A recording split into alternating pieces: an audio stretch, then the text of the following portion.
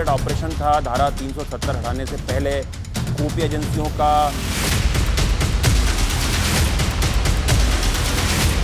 कश्मीर के जितने भी अलगाववादी नेता हैं सबका हमने उसमें मेजर जो नेता हैं उनकी सबकी इन्वॉल्वमेंट को पाया और उनको अरेस्ट किया। पाकिस्तान की आईएसआई या पाकिस्तान की गवर्नमेंट की तरफ से जो ये कश्मीरी नेता थे इनको हर साल कुछ सीटें अलॉट कर दी जाती हैं।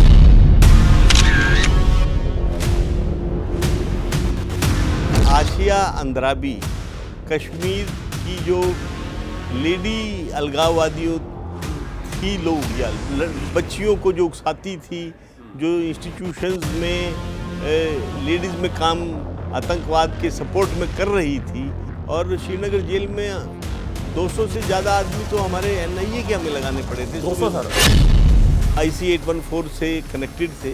जो लोग गुजरात के दंगों से पॉलिटिकल फ़ायदा उठाना चाहते थे उन्होंने कहा कि लाशों का जुलूस निकाला गया। सर दाऊद इब्राहिम इस वक्त कहाँ है? तो वो पाकिस्तान में ही होना चाहिए वो, क्योंकि उसका पहले उसके बारे में माना जाता था कि वो दुबई में रहता है।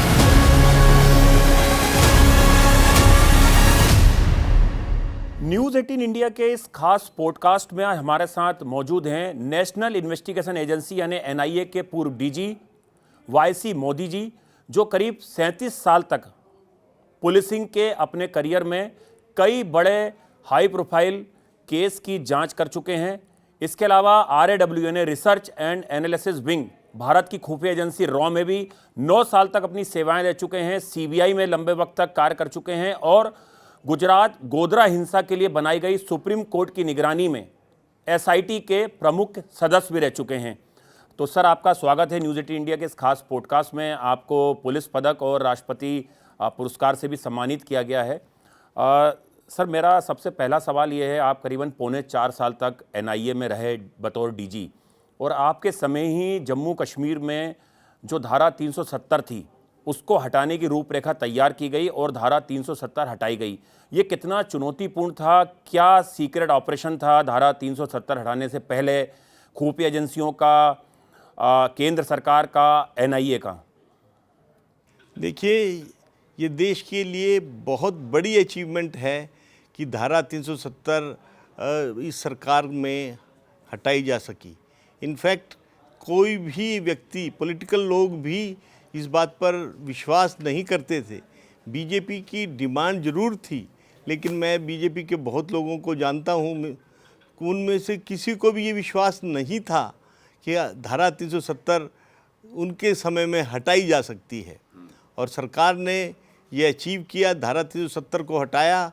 कोई खून खराबा नहीं हुआ। जिस तरह से अपोजिशन के लीडर्स कहते थे, कश्मीरी लीडर्स कहते थे कि धारा 370 के बारे में अगर कभी कोई छेड़खानी भी हुई तो खून खराबा हो जाएगा, लेकिन सरकार ने पूरी पेशबंदी के साथ, पूरी तैयारी के साथ धारा 370 को हटाया और पूरे कानूनी तरीके से हटाया। और जिस पर कश्मीर में क्या, सारे देश में क्या, दुनिया में कहीं भी कोई विवाद नहीं हुआ। तो मैं ये समझता हूँ कि हमारी सरकार की सिक्योरिटी एजेंसीज़ की पहले से ही तैयारी थी, और जिन्होंने ये इंश्योर किया कि किसी भी हालत में कश्मीर का या देश में कहीं भी लॉ एंड ऑर्डर में कोई दिक्कत ना आए। देखिए, क्या तैयारी की गई, क्या नहीं की गई, उसकी चर्चा करना शायद उचित नहीं होगा, लेकिन रिज़ल्ट तो हम लोगों के सामने है कि कहीं भी कोई घटना नहीं हुई। धारा 370 हटने के बाद आतंकवाद पर काफ़ी हद तक, कश्मीर के आतंकवाद पर कंट्रोल पाया जा सका। ये पुलवामा जैसी घटना तो पहले हो चुकी थी, लेकिन उसके बाद भी अभी पिछले दिनों जो घटना हुई, या दिल्ली में भी जो घटना हुई, उसका कश्मीर से कनेक्शन था। लेकिन फिर भी ये तो मानना ही होगा कि वो तो डाटा है सारा हमारे सामने कि धारा 370 हटने के बाद पॉलिटिकल प्रोसेस शुरू हुआ, वहाँ सरकार बनी, और प्रेजेंट में आम आदमी की ज़िंदगी में बहुत सुधार हुआ है, स्टेट में बहुत शांति है। और मैं ये समझता हूँ कि ये भारत सरकार की और उसकी एजेंसीज़ की बहुत बड़ी अचीवमेंट है। सर, आपके कार्यकाल में ही जम्मू कश्मीर में जो टेरर फंडिंग है उसके ऊपर एक बहुत बड़ा प्रहार किया गया है सेंट्रल एजेंसियों का, एनआईए का, अलगाववादी नेताओं को, जिनकी तूती बोलती थी जम्मू कश्मीर में, जिन्होंने वहाँ के युवाओं को बरगला रखा था सालों से, उन पर आपने एक्शन लिया, बड़े अलगाववादी नेताओं को अरेस्ट किया, टेरर फंडिंग की कमर तोड़ कार्रवाई की। वो ऑपरेशन कैसे काम हुआ, कैसे उसको अंजाम दिया गया, और उससे जुड़े कुछ तथ्य आपसे जानना चाहेंगे सर। कौन से बड़े अलगाववादी नेता थे जिनकी गिरफ्तारी की गई उस दौरान? एनआईए ने जब कश्मीर में पत्थरबाजी हो रही थी, छोटी छोटी घटना पर वहाँ पत्थरबाजी हो जाती थी, तो हम लोगों को ये रियलाइजेशन आई कि हम लोगों को इनका जब तक धन की इनकी प्राप्ति का नेटवर्क नहीं टूटेगा तब तक कश्मीर में अलगाववाद जारी रहेगा, उस पर कंट्रोल नहीं हो पाएगा। तो इसलिए एनआईए ने प्रयास किया, एनआईए ने इंटेलिजेंस एजेंसीज के साथ जानकारी कलेक्ट की कि इनकी फंडिंग कहाँ से होती है और कैसे होती है, और उस पर एनआईए ने काम करना शुरू किया। हमने एक टेरर फंडिंग का केस दर्ज किया जिसमें हम लोग एविडेंस निकालते गए। कश्मीर के जितने भी अलगाववादी नेता हैं सबका हमने उसमें मेजर जो नेता हैं उनकी सबकी इन्वॉल्वमेंट को पाया और उनको अरेस्ट किया और उनको प्रोसिक्यूट किया। देखिए, आप भी जानते हैं, हम सब लोग जानते हैं कि किसी भी कार्य को करने के लिए पैसे की ज़रूरत होती है। तो इन लोगों ने फंडिंग कलेक्ट करने के बहुत तरीके बनाए हुए थे। पाकिस्तान से इनको क्लियर फंडिंग होती थी। एक बड़ा इंटरेस्टिंग चीज़ मैं आपको बताता हूँ। जी सर। पाकिस्तान में भी हमारी तरह मेडिकल कॉलेजेस हैं और मेडिकल कॉलेज की सीट की वहाँ भी बहुत कीमत है। ओके। अगर किसी हिंदुस्तान का लड़का कोई पाकिस्तान के मेडिकल कॉलेज से पढ़ाई करके आ जाए तो वो भी एक रिकग्नाइज डिग्री होती है, उससे वो विदेश में भी काम कर सकता है। और उस एमबीबीएस की उनके लिए एक तरह से पाकिस्तान से की हुई एमबीबीएस उनके लिए उसी तरह से हो जाती है जैसे भारत के किसी मेडिकल कॉलेज से की हो। तो कश्मीर में, अब एग्जैक्ट नंबर तो कहना कठिन है, लेकिन पाकिस्तान की आईएसआई या पाकिस्तान की गवर्नमेंट की तरफ से जो ये कश्मीरी नेता थे इनको हर साल कुछ सीटें अलॉट कर दी जाती थी। क्या बात कर रहे हैं सर? और जिसमें कि भाई हर सीट जिसके लिए आप किसी का नाम भी भेज दें और उस सीट को वो लोग बेचते थे। वो 50 लाख रुपए या 60 लाख रुपए 70 लाख रुपए में वो सीट बेच दी जाती थी और उस सीट के ऊपर वो लड़का पाकिस्तान में जाकर एडमिशन करवा लेता था। तो इस तरह से इन लोगों को आतंकवाद में मदद करने के लिए, अलगाववाद का काम करने के लिए पैसे मिल जाते थे और वो लड़का जो है कश्मीर से जाकर पाकिस्तान में एमबीबीएस कराता था। तो वो वैसे भी वो पाकिस्तान का ओबलाइज्ड हो जाता था, वो पाकिस्तान का समर्थक एक तरह से बन जाता था और यहाँ इन लोगों को देश में, कश्मीर में आतंकवाद फैलाने के लिए पैसा मिल जाता था। इसी तरह इन लोगों की रिकमेंडेशन पर पाकिस्तान का किसी को अगर वीज़ा चाहिए तो इंडियन एम्बेसी दिल्ली में जो पाकिस्तान की एम्बेसी है वो इन अलगाववादी नेताओं की रिकमेंडेशन पर लोगों को वीज़ा अलॉट करते थे। ओके। और उस वीज़ा को बेचकर, एक तरह से उस वीज़ा की चिट्ठी को बेचकर ये लोग आतंकवाद के लिए पैसा कलेक्ट करते थे। और जब एनआईए ने इन लोगों पर शिकंजा कसा तो हुर्रियत के श्रीनगर दफ्तर के बाहर इन लोगों ने तो एक प्ले कार्ड लगा दिया जिस पे लिखा था कि यहाँ कोई वीज़ा रिकमेंड नहीं होता है। यहाँ से किसी को एमबीबीएस सीट के लिए कोई रिकमेंडेशन नहीं दी जाती है। मतलब ये इतना ऑब्वियस था कि पहले ये लोग पैसा लेकर इस तरह के अलगाववाद के लिए में सहयोग कर रहे थे। सर, एक बड़ी अलगाववादी नेता जिसका नाम अभी हम जिक्र कर रहे थे आपसे सर कॉफ़ी पे, उस पर आपने एक बड़ा एक्शन लिया था, उसके पति की जेल की वो कहानी क्या थी सर? देखिए, सारे जो भी लोग कश्मीर को डील करते रहे हैं वो सब लोग जानते हैं कि आशिया अंद्राबी कश्मीर की जो लेडी अलगाववादियों थी लोग या बच्चियों को जो उकसाती थी, जो इंस्टीट्यूशंस में लेडीज़ में काम आतंकवाद के सपोर्ट में कर रही थी, आशिया अंद्राबी का सदा ये प्रयास रहता था कि वो ये दिखाए कि वो भारत सरकार से किसी से डरती नहीं है, उसको कोई घबराहट नहीं है। इनफैक्ट उसने इंडियन अथॉरिटीज़ को चिढ़ाने के लिए एक बार चौराहे पर गौ माता को काटा, सिर्फ इसलिए कि भाई लोगों को वो दिखा सके कि मैं भारत सरकार की किसी भी उससे नहीं डरती हूँ जी। वो इतना जहरीला इंटरव्यू देती थी कि जिसको पढ़कर कोई भी नेशनलिस्ट आदमी बर्दाश्त नहीं कर सकता था।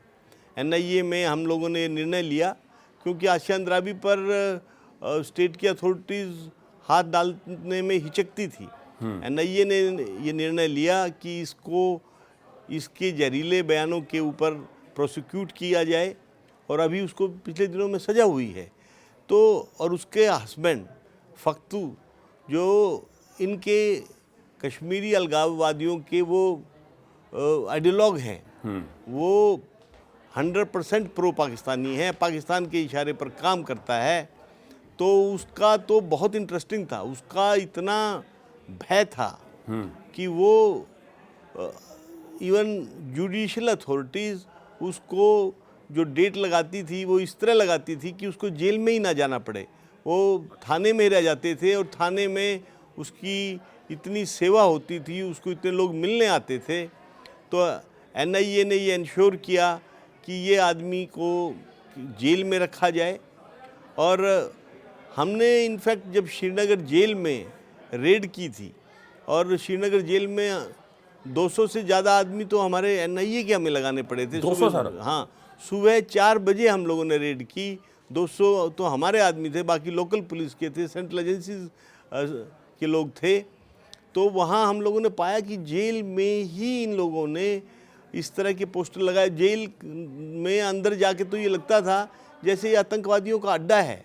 वो फख्तू के चारों तरफ भारत विरोधी पोस्टर लगे हुए थे जेल के अंदर। जेल के अंदर सर? हाँ, जेल में अथॉरिटीज़ उसके खिलाफ एक्शन लेने से घबराती थी। तो अल्टीमेटली एनआईए ने ये माहौल तैयार किया, एनआईए ने इस मैटर को टेकअप किया, और फख्तू को वहाँ की कश्मीर की जेल से जम्मू की जेल में भेजा गया, और उसकी एक्टिविटीज़ पर जो वो ओपनली एंटी इंडिया एक्टिविटीज़ जेल से चला रहा था, उस पर कंट्रोल हुआ। सर, आपके कार्यकाल में एक बहुत दुर्भाग्यपूर्ण घटना हुई, देश को हिला के रख देने वाली पुलवामा अटैक 14 फरवरी 2019 को, जिसमें सीआरपीएफ के करीब 40 से ज़्यादा जवान शहीद हुए। सर, इस केस की जांच के लिए आप खुद जम्मू कश्मीर पहुंचे हुए थे। पहली लीड कैसे मिली सर? जितना जानकारी हमें है कि सर 1 साल तक ये केस एक तरीके से पूरा ब्लाइंड केस था, कोई लीड नहीं मिल रही थी, और बाद में सर एक कार और एक मोबाइल फ़ोन के ज़रिए आपने इस पूरे नेक्सस का खुलासा किया, जिसके तार IC 814 से जुड़े पाए गए। ये बहुत दुर्भाग्यपूर्ण घटना थी।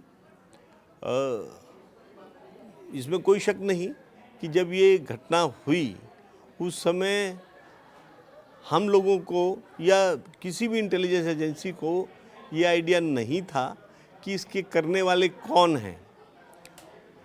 सबसे पहली बात तो ये थी कि अब ये जानकारी भी नहीं थी कि जिस गाड़ी ने उस बस को हिट किया, सीआरपी की बस को हिट किया, वो गाड़ी क्या थी।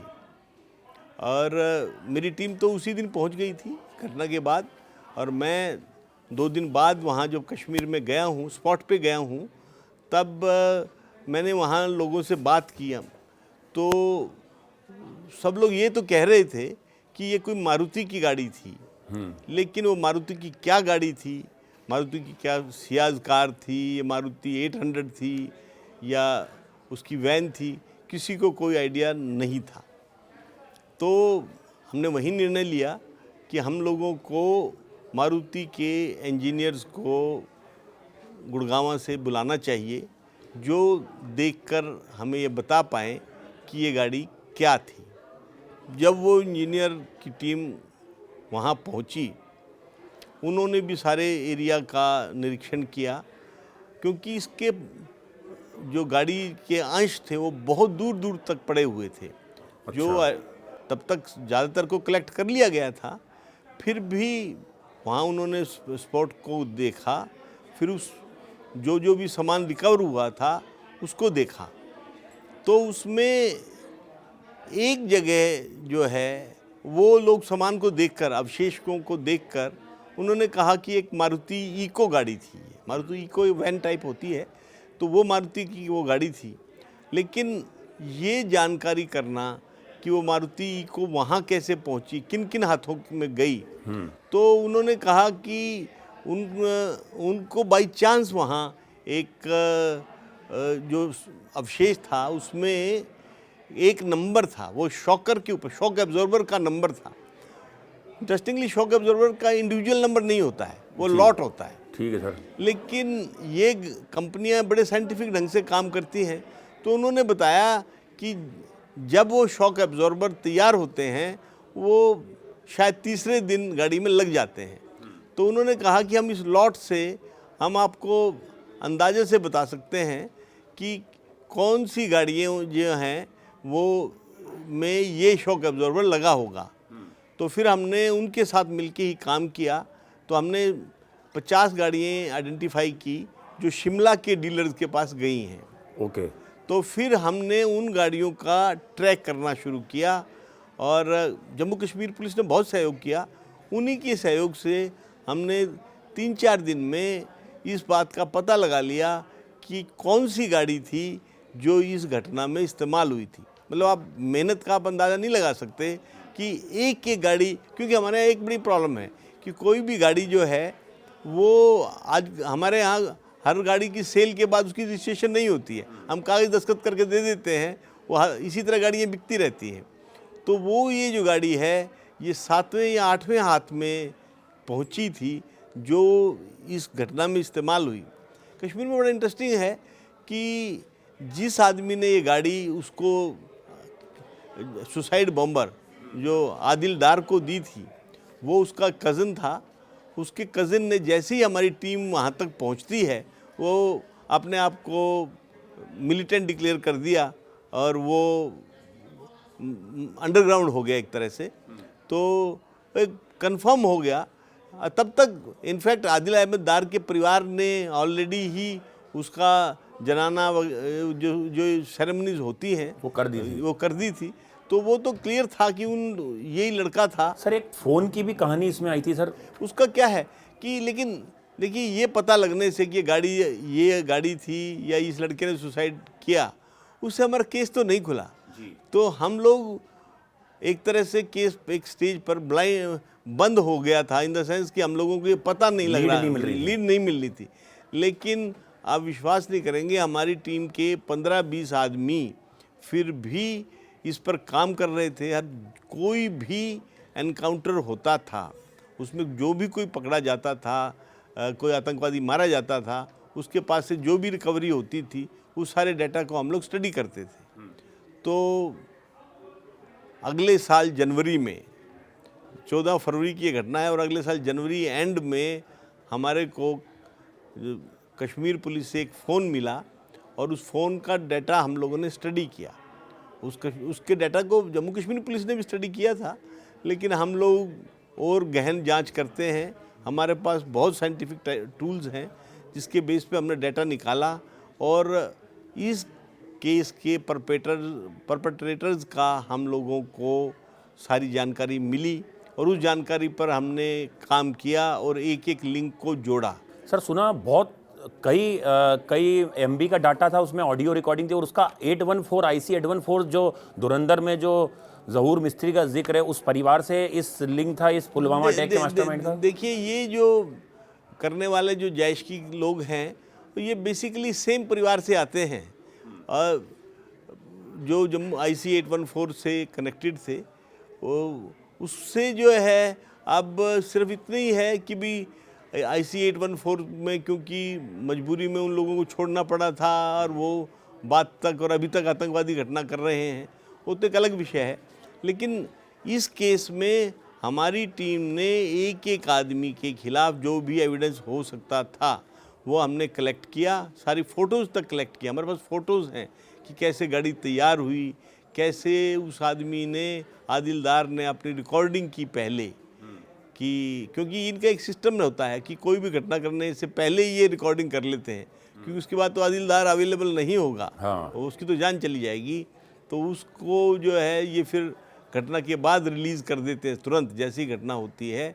तो हम लोगों ने उसमें, क्योंकि इसको करने वाले ज़्यादातर लोग जो डायरेक्टली इन्वॉल्व थे वो तो मारे गए थे डिफरेंट एनकाउंटर्स में, लेकिन जिन लोगों ने लॉजिस्टिक सपोर्ट दी थी, उन लोगों जिसके घर में रहकर इन लोगों ने उस मारुति को गाड़ी को तैयार किया, वो लोग जिन लोगों ने उनको सामान पहुंचाया, वो सारा का सारा उन सब लोगों को हम लोगों ने पकड़ा और उन लोगों को अभी वो प्रोसिक्यूट हो सर, रहे हैं। एनआईए ने आपके कार्यकाल में एक pan India module Pakistan Khalistan जो टेरर कॉकटेल है आईएसआई का, इसके अलावा आईएसआईएस मॉड्यूल और अंडरवर्ल्ड पर काफ़ी काम किया है।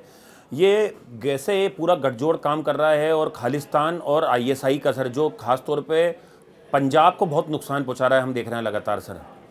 देखिए, आईएसआई तो होल टाइम इसी तरह काम करती है कि किस तरह से भारत में आतंकवाद को बढ़ावा दिया जा सके। हम लोग जानते हैं 90s के दशक में इन लोगों ने किस तरह से पंजाब में पहले तबाही मचाई थी, फिर उसके बाद इनका ध्यान कश्मीर की तरफ चला गया। शायद इनको लगा कि पंजाब में उतनी सक्सेस जितनी लोग चाहते थे, पंजाब में लोगों का नेशनलिज्म पर पूरा विश्वास था। इनके पूरे प्रयास के बावजूद भी ये भारत से पंजाब को अलग करने की दिशा में इन्होंने देखा कोई रिज़ल्ट नहीं मिल रहा है, तो इन्होंने कश्मीर पर कंसंट्रेट किया। और आईएसआई तो वहाँ बैठकर कश्मीरी आतंकवादियों को या पंजाब के जो आतंकवादी हैं और इवन जो बाकी देश में दूसरी जगह आतंकवाद की घटना के लिए लोग हैं, उनका तो गठजोड़ करवाती ही रहती है। और पंजाब में इतने पिछले कई सालों की शांति के बाद अभी पिछले दिनों में बीच बीच में कुछ घटनाएं हो रही हैं।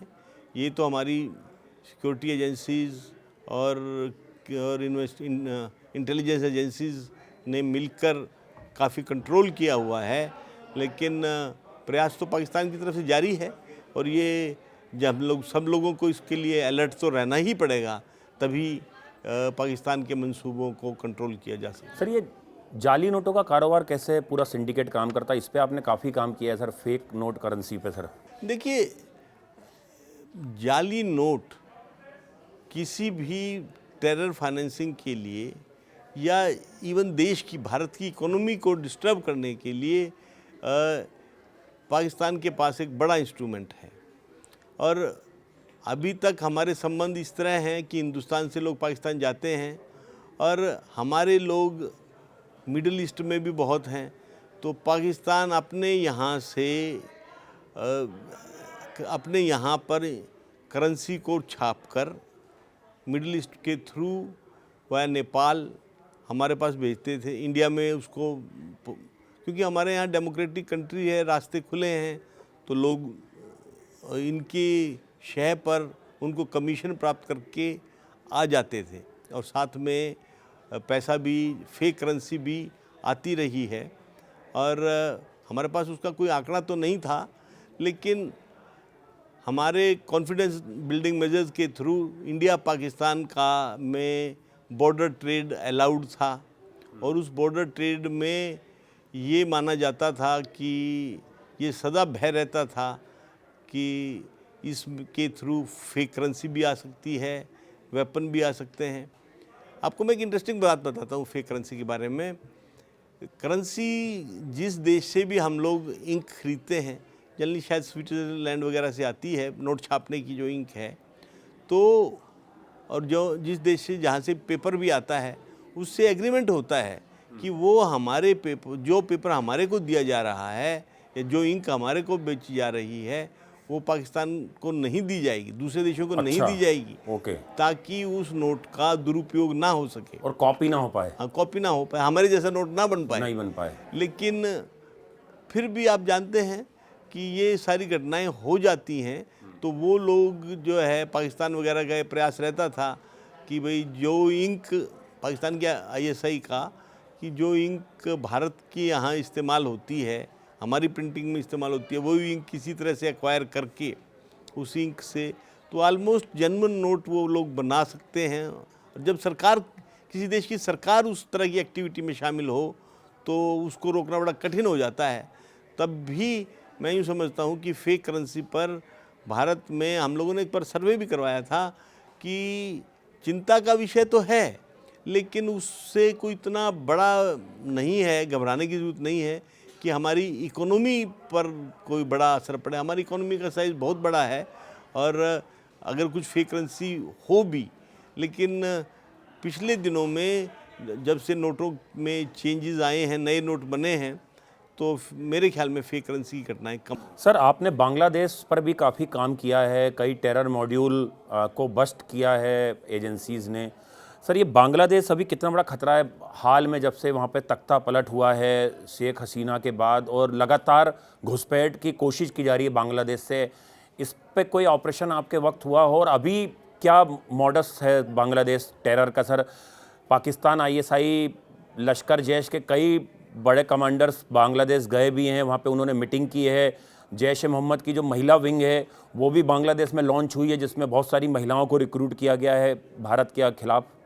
देखिए, अनडाउटेडली जब शेख हसीना की सरकार थी बांग्लादेश में, तो वो भारत सरकार के साथ काफ़ी कोऑपरेटिव थी और जो हमारी एजेंसीज़ थी, एजेंसी टू एजेंसी कोऑपरेशन भी हम लोगों का अच्छा था, तो हम लोगों को काफ़ी सूचना मिल जाती थी और बांग्लादेश में एक्टिविटीज़ पर काफ़ी कंट्रोल था। लेकिन बीच में जब तक वहाँ शेख हसीना को वो देश छोड़ना पड़ा, उसके बाद कुछ समय ऐसा आया कि ये इम्प्रेशन आया कि बांग्लादेश सरकार जो है, जो उस टाइम की डिस्पेंसेशन है, वो भारत सरकार की विरोधी है। लेकिन अब दोबारा डेमोक्रेटिक इलेक्शन हुए हैं, जो प्रेजेंट गवर्नमेंट आई है, देखिए जब रेगुलर गवर्नमेंट बनती है तो उसको भी इम्पोर्टेंस, उनको भी स्टेबिलिटी चाहिए और उनको इम्पोर्टेंस, भारत जैसे देश की इम्पोर्टेंस की उनको जानकारी और समझ होती है।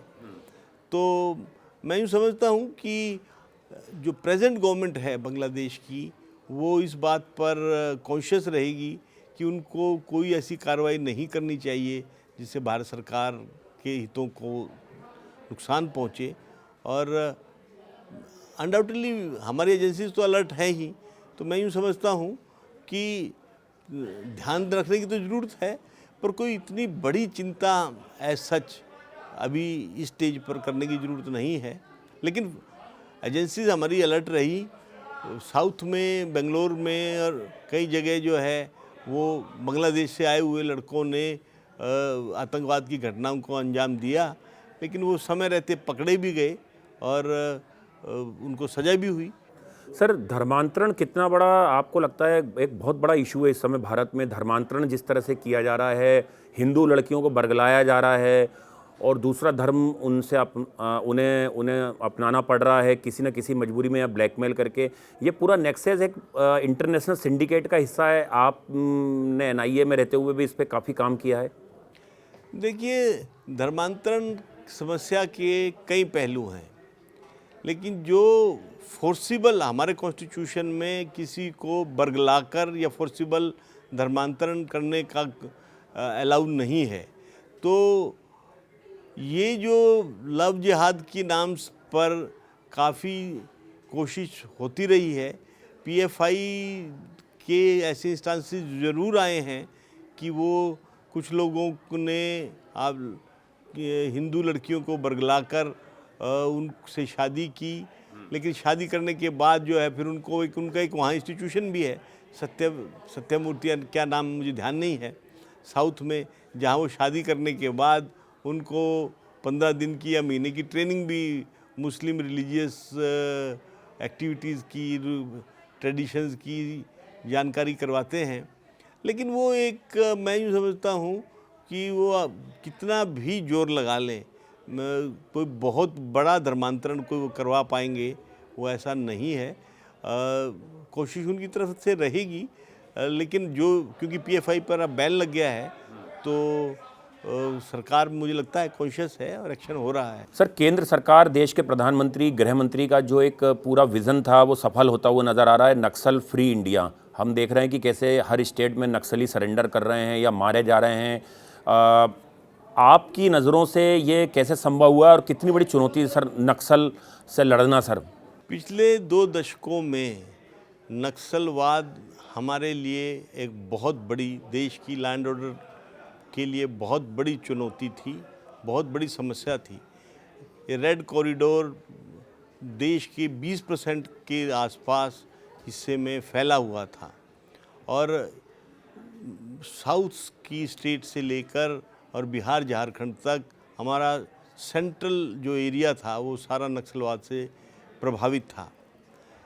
लेकिन नक्सलवाद में जो कमिटमेंट की ज़रूरत थी इसको मिटाने के लिए, वो प्रेजेंट सरकार ने बहुत दिखाई। प्रेजेंट सरकार ने पूरे टारगेट के साथ काम किया, इंटेलिजेंस और सिक्योरिटी एजेंसीज़ को बिल्कुल फ्री हैंड दिया, जिन्होंने युद्ध स्तर पर काम कर जो हम सब लोग जानते हैं कि भारत सरकार ने, हमारे माननीय गृह मंत्री जी ने डिक्लेयर किया कि 31 मार्च तक हम नक्सल फ्री कर देंगे देश को, और उसको अचीव किया। बड़े बड़े आतंकवादियों को सरेंडर करवाया गया। इस मामले में एक्चुअली जब भी आतंकवादियों, नक्सलियों के बारे में 2-3 तरह का एफर्ट रहता था।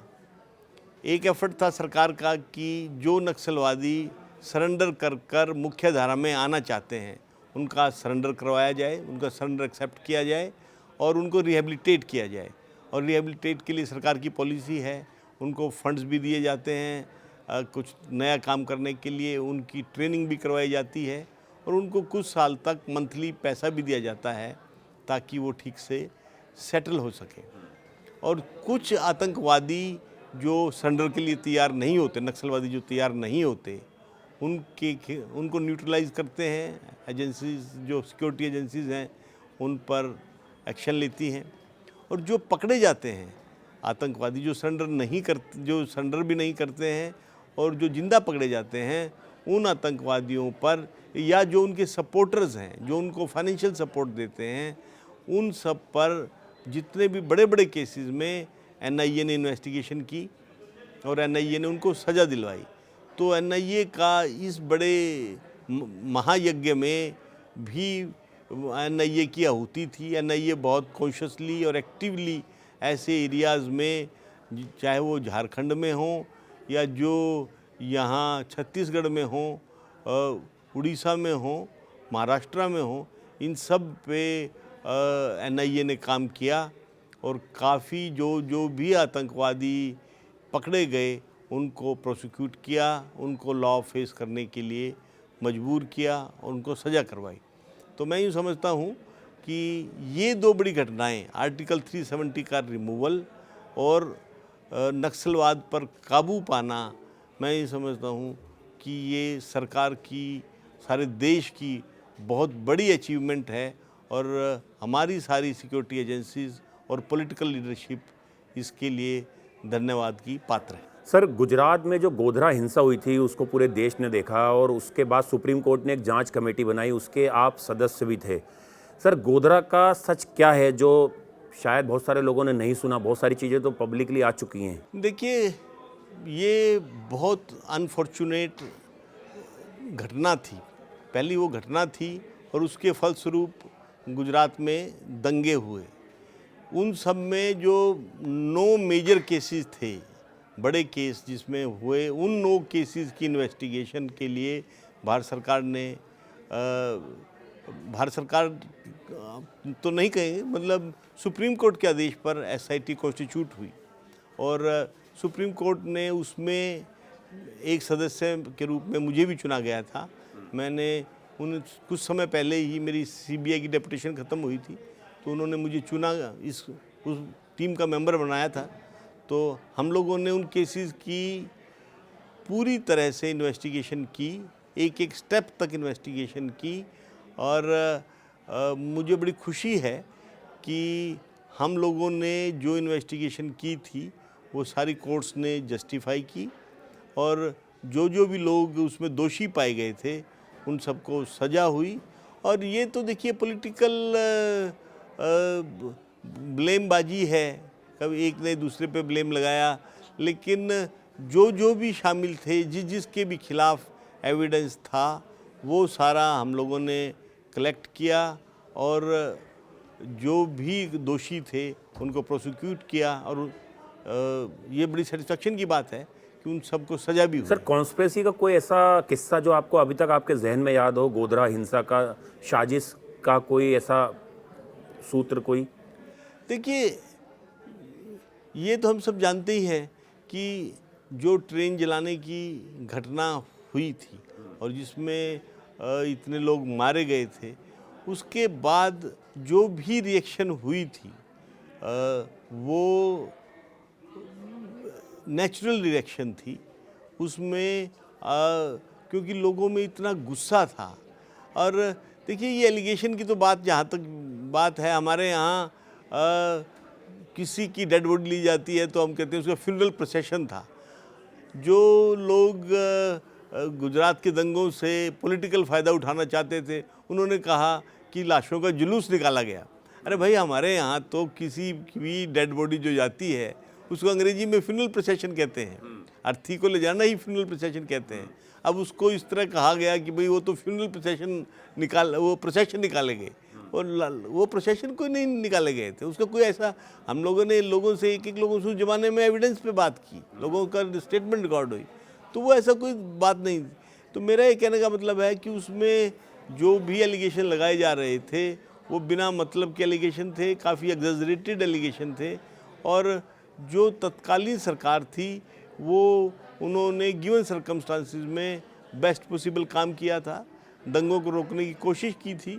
और अनफॉर्चुनेटली दंगे हुए, लेकिन उसमें भी आप इंटरेस्टिंग चीज़ देखिए कि उसमें कितने लोग पुलिस की गोली से मारे गए। 400 के आसपास शायद लोग जो हैं पुलिस की गोली से मारे गए थे। तो पुलिस की गोली से मारे जाने का मतलब है कि पुलिस ने एक्शन ले रही थी।